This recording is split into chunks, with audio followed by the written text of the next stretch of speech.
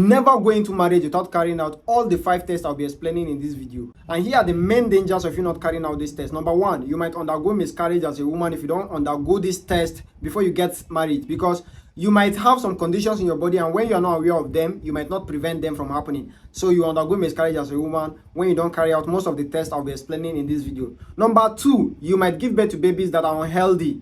So you give birth to baby that have disabilities, that don't have leg, that have some kind of issues like that can't talk well, because you have not prevented some things you will have prevented while you are about getting married. And that's why I'm making this video, so you can learn all these things for free. Number 3, your marriage might not work when you don't carry out all these tests, because when your partner finally discover you're having certain conditions or you're having certain issues that you didn't tell him before you get married, you might have problem with him and your marriage will fail. And that's why you need to watch this video to the end. If you are planning to get married or you have gotten married already, you need to also watch this video to the end, so you can learn the solutions to most of the problems you are having because you didn't carry out this test before you got married. And if you have not gotten married, please do watch this video to the end so you can learn everything you need to learn about your marriage before you get into it.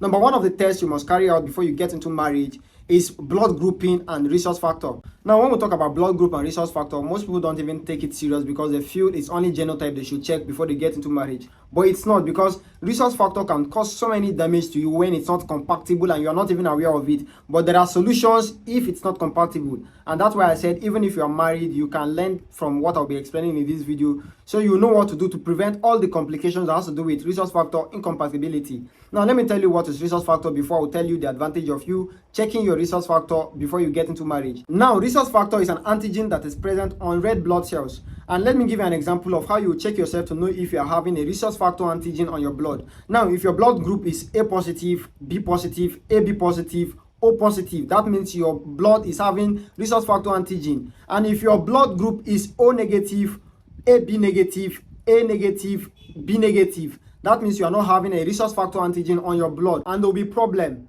Because if your partner is having a resource factor antigen on his blood and you as a woman, you're not having a resource factor antigen on your blood, there will be serious problem to your baby. You might undergo miscarriage, you might give birth to a baby that have problem, your baby might have anemia, you might have stillbirth, you will lose your baby immediately after you deliver your baby. This is all caused by resource factor incompatibility. But the thing is, most people don't even know what is resource factor incompatibility. They don't even know the dangers behind having a resource factor incompatibility. And that's why most people, when they just get married, they keep having problems of stillbirth. When they give birth to baby, the first year, the baby will just go, they'll lose the baby. The second year, they'll lose the baby. The third year, they'll lose the baby. And they'll be thinking it's village people. Sometimes it's not village people. It's because you're having a resource factor incompatibility. There are times whereby some women will give birth to children that have disabilities. They'll give birth to baby that is having eye problem, skin problem and things like that, because they are having resource factor incompatibility. And you need to take this very, very serious. The second test you must do if you are planning to get into marriage is HIV and STI testing. You need to check yourself for your HIV status to know if you are positive or negative.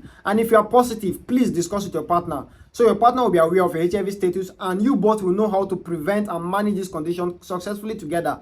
Because when you don't discuss with your partner might end up having this infection, and you might also end up transmitting this infection to your children. And that's why you need to discuss with your partner, so you both can plan together, discuss together, and know how to prevent and manage this condition successfully together. Now, the third test you must do if you are planning to get into marriage is genetic testing. People don't mostly talk about this one because they think it's not a big deal, but it's very, very important, because this test will give you an insight on the potential genetic disorders that can be passed to your children, either from you or from your partner. Now, the other test is a test that people don't mostly consider, but this test is very, very important, and it is fertility test. You need to check yourself for fertility to know if you're fertile as a man or as a woman. You need to check your sperm cells to know if they're healthy, if you're producing enough sperm cells. As a woman, you need to know if you're ovulating. You need to learn how to calculate your menstrual cycle, so you can know when you're ovulating and you can get pregnant as a person. And if you have any issue with your fertility, both of you will be aware of this condition even before you get into marriage, and it will never be a problem. The last test you need to do is genotype testing. You need to make sure your genotype is compatible with that of your partner before you get into marriage, because when you get into marriage and your genotype is not compatible,